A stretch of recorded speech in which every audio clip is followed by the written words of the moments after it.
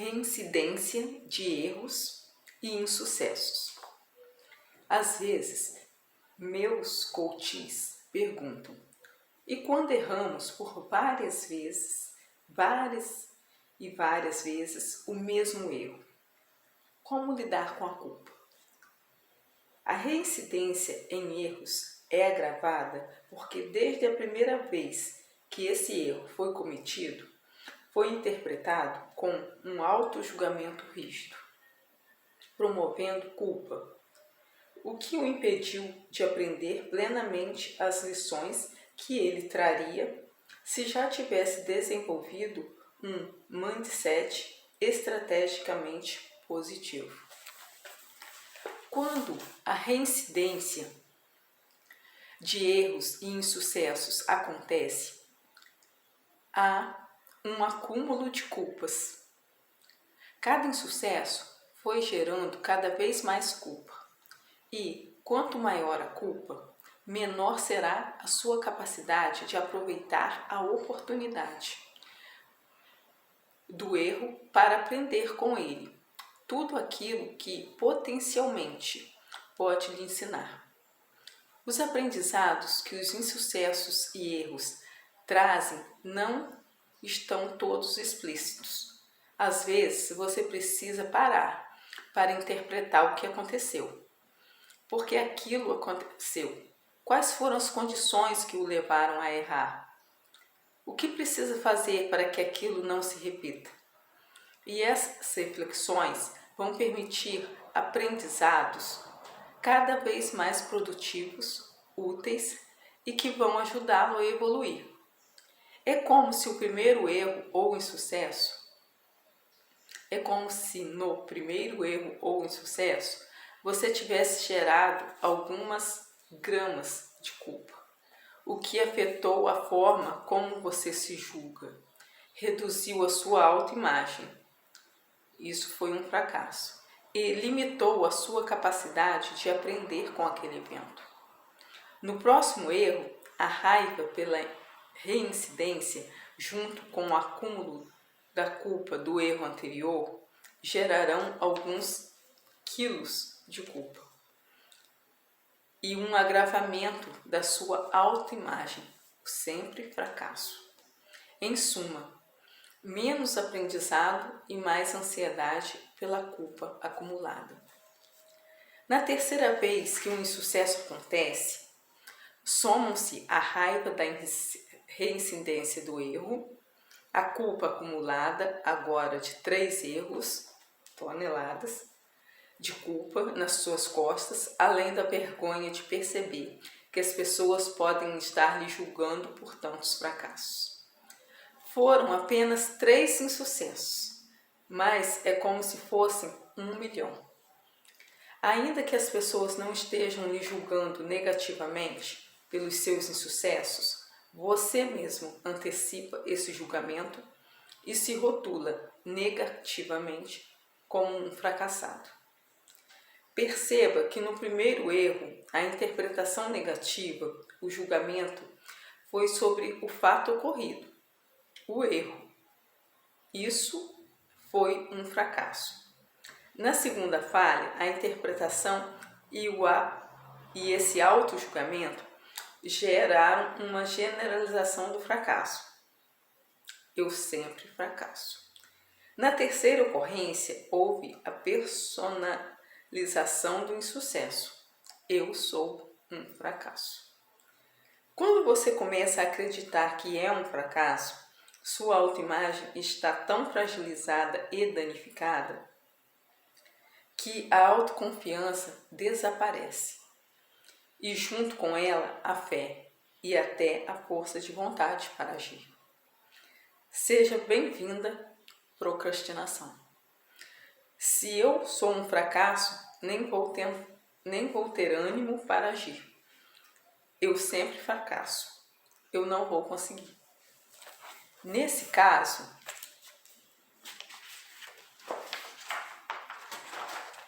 o pessimismo surge com uma intenção positiva de se prevenir e evitar novas frustrações. As pessoas não se permitem acreditar que são capazes de superar as dificuldades e realizar os seus objetivos por causa do medo, gerado pela culpa, de se frustrarem novamente. Como foi instaurado que você é um caso perdido, que é impossível, pelo menos para você, superar esse desafio, o desânimo e a autossabotagem fazem com que a disciplina seja algo impensável. O que fazer?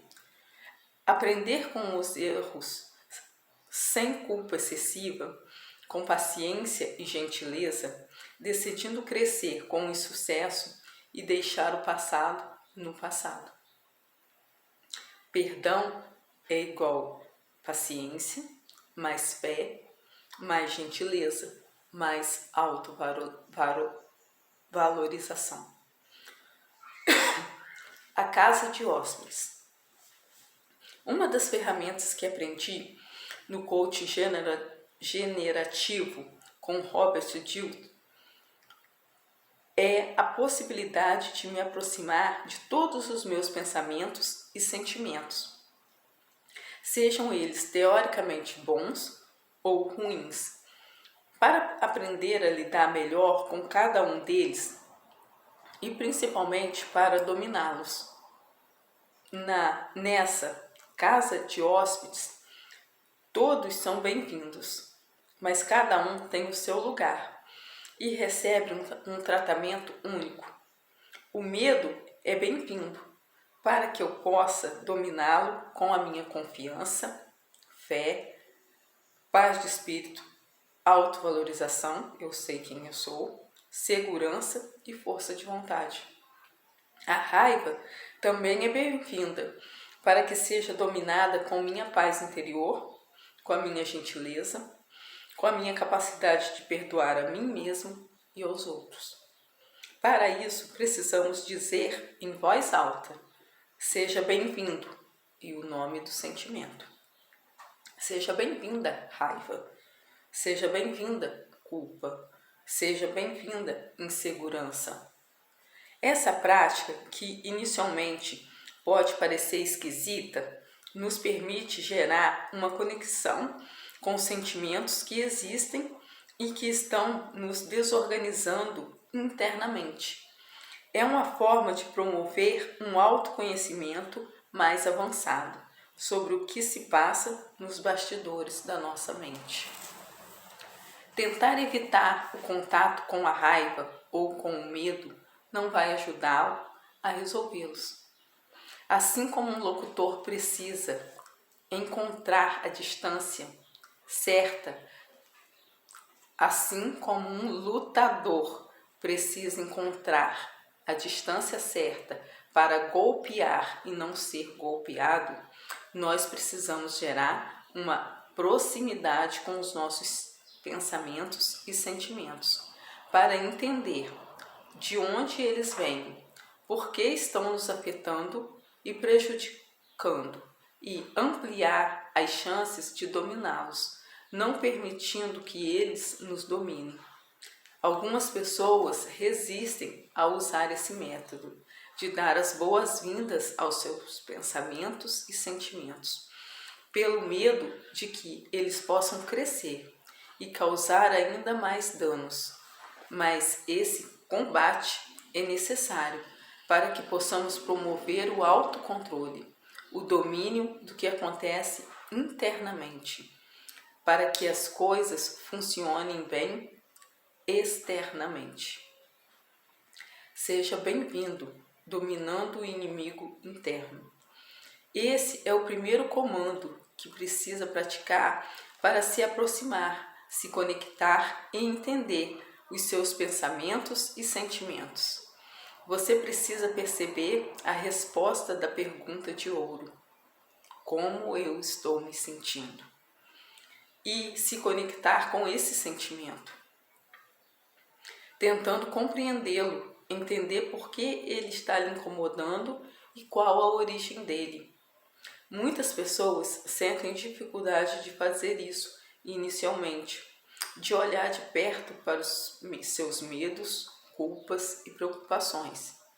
De fato, esses sentimentos e pensamentos podem nos assustar e incomodar.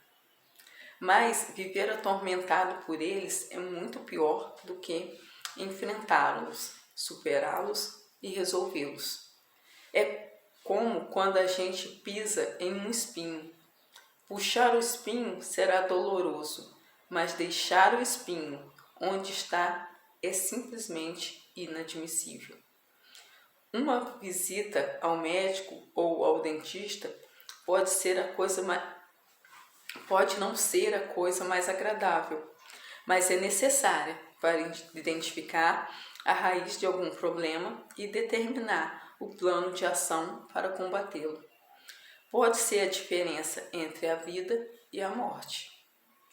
Nas inúmeras sessões de coaching que promovi, já me deparei com casos de pessoas que passaram a vida inteira alimentando raiva e culpa por injustiças ou erros cometidos na infância ou na adolescência. Alguns já passados dos 40 anos e ainda carregando aquele peso na consciência. A pior forma de tentar resolver um problema é fingir que ele não existe. Sentir culpa não é de todo ruim, mas o excesso dela prejudica nossa autoimagem e nos faz criar uma imagem de uma pessoa frustrada, fracassada, incompetente pelo auto-julgamento severo pelos nossos erros. Não sentir culpa nenhuma nos tira a humanidade e até nos elimina o incômodo necessário para que sigamos em frente com equilíbrio e na dose certa, para não nos acomodarmos diante dos insucessos. Dominar a culpa é necessário para que possa aprender com os nossos erros sem os ficar remoendo e também para que eles não abalem a nossa autoimagem. Sentir medo não é de todo ruim, mas o excesso dele e a falta de domínio dos medos nos diminui e nos apequena diante dos desafios. Não sentir medo é perigoso, pois perdemos o cuidado e a atenção que nos traz prudência. Dominar o medo é necessário para que ele não nos paralise. Alguns lutadores de MMA com os quais tive a oportunidade de conduzir um processo de coaching, relataram que as suas sucessivas vitórias traziam consigo uma sensação de invencibilidade. A impossibilidade da derrota pela ausência do medo e que para eles esse foi o principal motivo da derrota futura. O erro que os fez perder. Vamos analisar nas próximas páginas detalhadamente cada aspecto essencial da sua imunidade emocional. Quais são as suas origens e consequências? E ainda vamos explorar algumas ferramentas de coaching para que aprenda a lidar com cada um deles e evite que tirem oportunidades de você. O melhor remédio para a culpa e para qualquer outro sentimento que esteja fugindo ou prejudicando seu sistema de imunidade emocional é recepcionar aquele sentimento e perdoá-lo. Isso deve ser combinado com a paciência, cada coisa no seu tempo. A gentileza, amor próprio. Eu não preciso ser tão duro comigo mesmo. Todo mundo erra e eu não preciso ser perfeito para realizar os meus sonhos. A fé vai dar certo. E principalmente a autovalorização. Eu sei quem eu sou, eu sei o meu valor.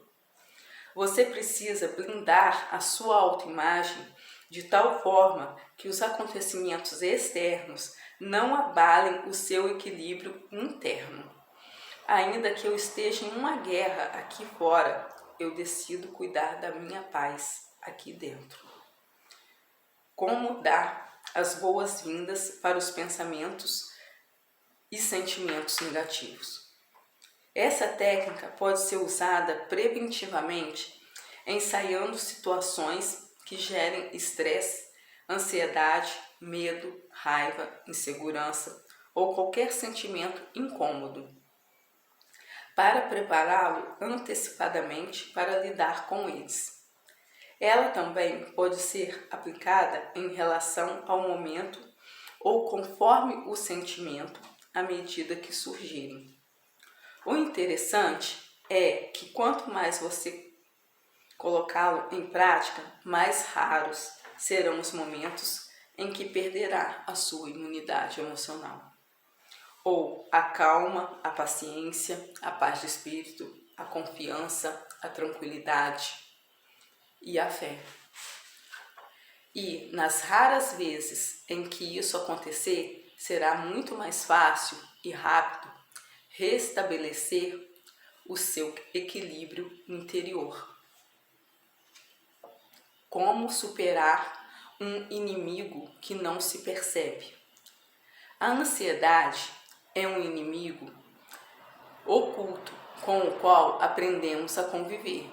Muita gente sequer consegue identificar o seu alto nível de ansiedade por passar a vida toda desse jeito. É como superar um inimigo que não se percebe. O que agrava a situação de não conseguirmos identificar a ansiedade é o que está provocando esse gasto de energia emocional. É o hábito que desenvolvemos ao longo da vida de não enfrentar aquilo que nos gera incômodo. Nas sessões de coaching, fica evidente que as pessoas não se dão conta de que têm um alto grau de ansiedade e de como isso afeta suas vidas. Dias depois da primeira sessão de coaching, é evidente a surpresa de se aprender a viver uma vida muito mais leve. Esse novo jeito de viver sem ansiedade chega a ser algo estranho. Não raro os coaches narram que é como passar décadas vivendo em uma prisão e quando se ganha liberdade, aquilo é tão novo e tão diferente de tudo o que foi vivido nos últimos anos que demoram algum tempo para acreditar que é possível ter uma vida nova.